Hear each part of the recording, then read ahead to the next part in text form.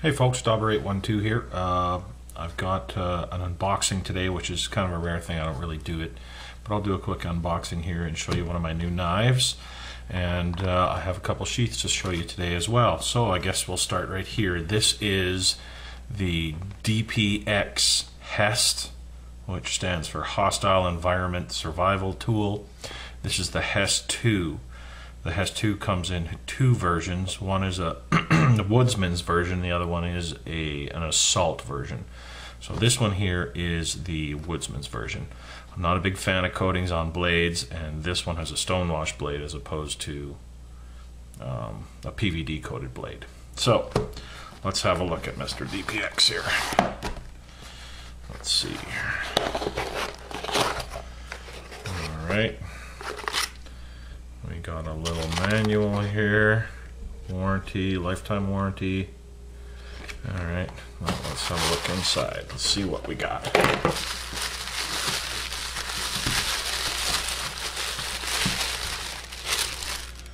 Alright, well, it comes with its own sheath, I see. Stamped with the, I don't know if you can see that or not, the DPX logo there. Pretty cool. Anyways, let's have a look.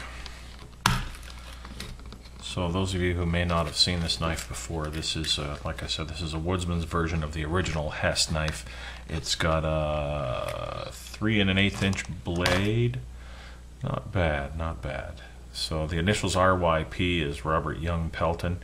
He is a writer, journalist, investigative journalist person who has traveled the world in all sorts of dangerous places, and he designed a knife to be able to survive those hostile places, I guess. Anyways, the deal is it's a 3.15 inch blade. This is gosh, what's the name of this steel? This is made in Italy. It's by Lion Steel, and I know the RC hardness is 60. Sleipner tool steel is what it's called. And as you can see, it's got 3 different sizes of wire cutters slash jimping there on the top. You have a tiny little nut driver there, and then you have a lashing point as well if you wanted to lash this onto a piece of wood and make a spear out of it. It's also got the ubiquitous bottle opener. As a matter of fact, let's give that a try.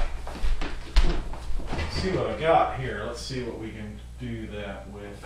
Alright, here we go. First test of the Robert Young Pelton DPX Gear HEST II. What do we got here? We have Bell's Winter White Ale. Sounds yummy. Let's give it a try.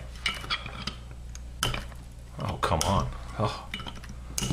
Alright, so yeah, so far not too impressed with my bottle opener. Oh, come on, come on, come on. Oh, I can't believe this, man. Okay, so the bottle opener gets a, oh, there we go.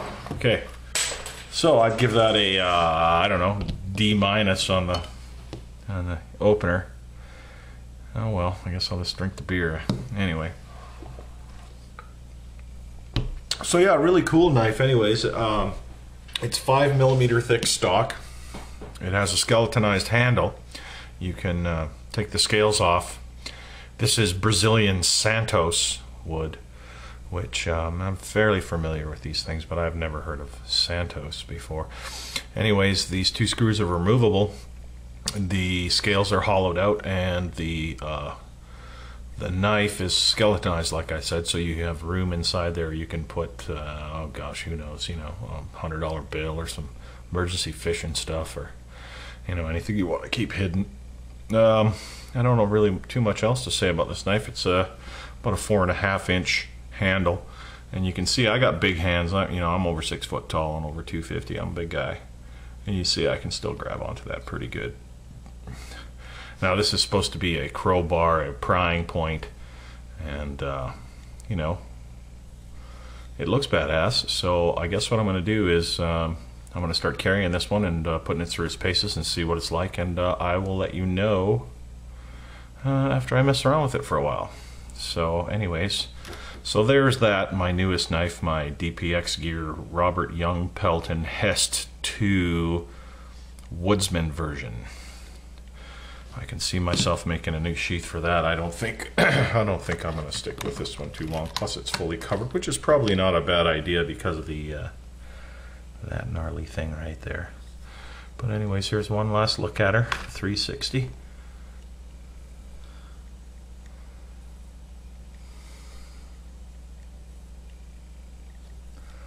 Yeah, cool looking knife anyways, and it feels fairly solid. Like I said, I went for the Woodsman version because I'm not a big fan of coatings on blades. It hinders the slicing quite a bit. So anyways, there we go. So there is the HEST II fixed blade Woodsman model. What else have I got? Let's see here. Okay, John sent me one of these. You guys have seen this before. I've made these videos before. The dagger style sheath I made for a Gen 2 some time ago. But I got same knife. Now this guy John, hope you like it, John. He wanted a similar setup to what I had before, what I had made in my previous video. He wanted no fire steel and no tinderbox, so he just got a plain, straight up horizontal carry sheath. So what he did want though, he's right-handed and he figures most of the time he's going to be carrying a cross draw, but he wanted to be able to have it truly ambidextrous so he could wear behind the back scout carry once in a while. So what I did was I went to, you guys know usually, if anybody who watches my videos, usually when I put retention straps in for knife blades, I prefer to use a Sam Browne stud or a button stud. In this case, I went to just a regular snap because in order to make this truly ambidextrous, you're going to have to be able to open the knife on either side of the sheath. So basically, for a right-hand person carrying cross draw, you'd wear it like this up against your belt, and then you could just open up like so. A little snug, it's brand new here still, I have to work in. But so anyways, I spring loaded the retention strap like always, so it pops right out of the way for quick retrieval. You don't ever have to worry about cutting it. What else do I have to say about it? You know, I like the clean lines of this, just being simple, not having all sorts of stuff on it. This is in mahogany leather with black stitching and brass snaps. So basically, this is what it looks like on the back side. You can see there's a snap on the back side there as well. Now the deal is really to flip this over and make it fully ambidextrous. It's just a simple matter of opening this up, loosening off these two Chicago screws, taking this entire faceplate, mounting it on the back side. Okay, and then once you mount that on the back side, now you can use the switch or the release for the snap for the retention strap on the outside. As you can see, this would be front side and it works just fine. And then if you were to switch your straps around so you're wearing it scout style, so it was behind your back and this side was exposed, you can simply pull your knife out from that side too. So it is truly ambidextrous. You know, it's the first time I've made one like this. Hopefully it will do really well, and we'll have to hear back here, get a report after he's worn it and used it for a while. So there's that. What else have I got to show you? Oh, I've got one more thing to show you. I was working on a project. I wanted to put together my Bark River Bravo 1 knife with my Bark River Micro Canadian 2. You know, I see lots of stacked versions or lots of modular versions where you can bolt on a second sheath to the front of your main knife sheath, but I wanted to do something a little different. I wanted to do a side-by-side. So this is what I came up with. This is basically, excuse me, a side-by-side combo sheath for the Bark River Bravo 1 and the Micro Canadian 2. So I've got them sitting side by side. This also has horizontal carry straps, and it also has a large tinder box. And you can see I accented the strap of the tinder box there with a little bit of burgundy lizard skin, and it goes together quite nice. So basically the way I made this one is I folded over a large piece of leather and I made a fold over sheath for the Micro Canadian 2, And then I made a dagger style sheath. I don't know if you can see up there. See, I've folded this large piece of leather over, so I've got the fold over sheath right here for the Micro 2, and then we got the dagger style sheath right in here for the Bravo. So I thought I'd try to put some options in this sucker to make it more than, so there's more than one way to carry it. So instead of just making it a straight horizontal carry knife, what I've done is I put a back plate on it. I punched it out for an inch and a half belt, wrapped it with paracord. I also have a leg strap on the bottom, also wrapped with paracord.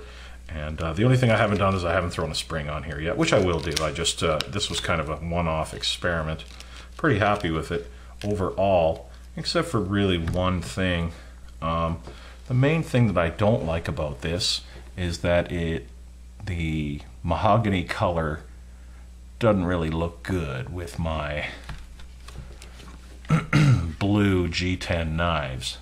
So I've decided that I'm going to make one of these for myself in black. I think it'll look a lot better. So that being the case, I'm